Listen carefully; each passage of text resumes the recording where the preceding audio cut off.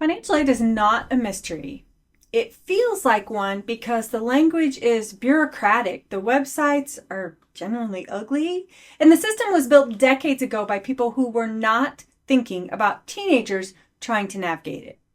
But underneath all of that, the system has logic, real logic, and you can learn it in a single week. That's what we're doing this week. Not all of it, enough of it to make smart decisions and avoid the most expensive mistakes. Hi, I'm Dr. Heather Case. Welcome to From Stressed Out to Standout, week 13. Last week, we talked about what college actually costs. This week, we'll talk about how to pay for it without creating debt that will define the next 10 years of your family's financial life. It's strategic, it's layered, and it's completely doable once you see the structure. Imagine paying for college as a map with 5 layers, ordered from cheapest to the most expensive.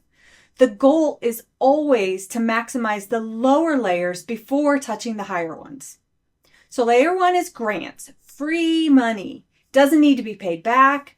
Need-based grants come from the federal government, like the Pell Grant, from your state, and from the college itself. Almost every family qualifies for something at the institutional level if they apply to schools that give institutional grants and they actually file the right forms. Layer 2, scholarships. Also free money, but you typically have to apply specifically for them. Merit-based, talent-based, identity-based, or need-based. Many come from outside organizations, foundations, and employers. Layer 3, work study, a part-time job a student takes during the school year, funded through the financial aid package.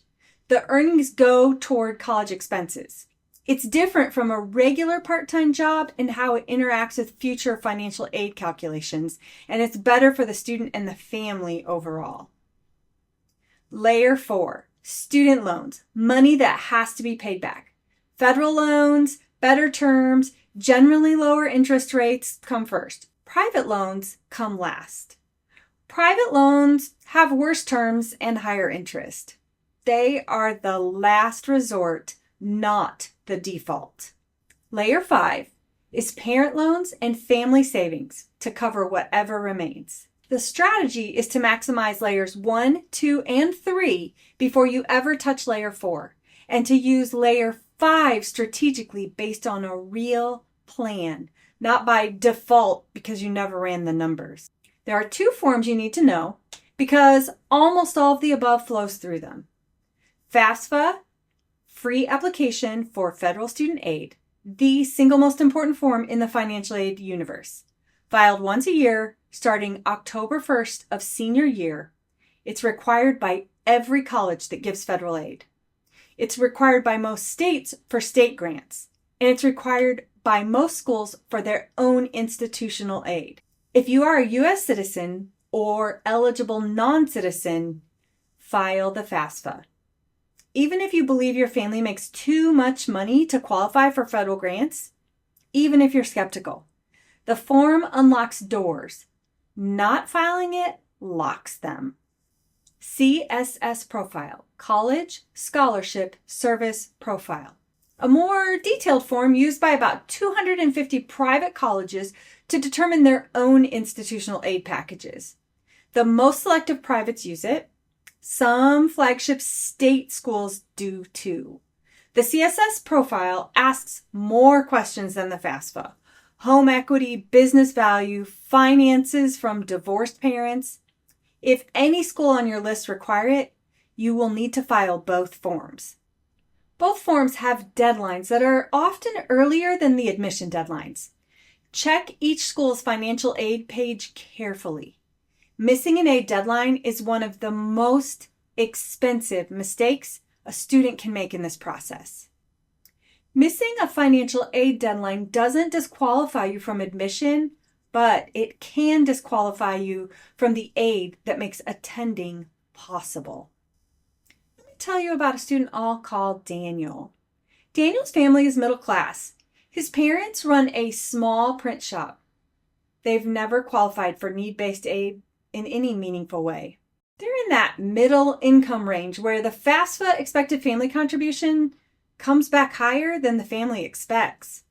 Relatives, friends, other parents have been telling them for years, don't bother applying for aid. You make too much. You won't get anything. But we did the opposite of what they had been told. Daniel filed the FAFSA. He filed the CSS profile at 8 schools on his list that required it. And then he sat down for 3 Saturday afternoons during fall of his senior year, and he applied to 30 small local scholarships. Not the big national ones, the small ones. $500 from a local business association. $2,000 from a community foundation that had existed for over 30 years and had almost no applicants because nobody at his high school had known to look. And $5,000 from a civic organization his grandfather had once belonged to. 6 of those 30 scholarships paid out. Total outside scholarship money, $14,000. Then he applied to schools that publish strong merit awards for students with his academic profile. One, a small liberal arts college with a generous aid endowment, offered him $35,000 a year in merit aid. Not need-based, merit-based. Basically, on who he was academically. Combined with his outside scholarships and a small federal loan in his own name, the annual cost came down to roughly what his state flagship would have charged. He went there. His parents were not burdened with parent loans. Over 4 years, the family received close to $200,000 in aid because they did the work, not because anyone handed it to them. 2 practical pieces before we close. Scholarship strategy. Don't pay for a scholarship search service. Every database they use is publicly available for free. Use Going Merry, FastWeb, Bold.org, or Niche. But here's the move most students miss entirely. Local scholarships. The applicant pools are tiny. The awards are smaller, but the probability of winning is dramatically higher than a national scholarship with 50 to 100,000 applicants. Where do you find your local scholarships? Your high school counseling office almost certainly has a list that gets updated every year. Your parent's employer? Many companies offer employee scholarship programs that go unclaimed. Local community foundations, civic organizations like Rotary, Kiwanis, or Lions Club. Your religious community, cultural or ethnic organizations. Daniel's strategy worked because of volume. 30 applications instead of 3. Follow that model. Let's also talk about your financial aid award letter. They usually arrive with your acceptances in March and April. These letters are notoriously difficult to read. Some schools format them in ways that make grants and loans look nearly identical, even though one is free money and one is debt. Read every letter line by line. Sort each item into grants and scholarships in one column, work study in another, loans in a third. Net out the actual cost you'd pay if you attended that school. Compare letters side by side using the same categories, not the totals each school chooses to headline, which may bury the loans. We'll come back to reading these letters in real time in part 2 of the series, but for now, practice by looking up some sample financial aid award letters online. Search Sample College Financial Aid Award Letter and read 3 or 4. The format will start to make sense. Now, for the 3 things to do this week. 1. Mark October 1st on your calendar right now. The FAFSA opens on that date. Gather what you'll need in advance, your family's tax returns, social security numbers for both your parents, bank account information, and records of any untaxed income. Create a folder, digital or physical, and put everything in it. Be ready to file in the first week of October.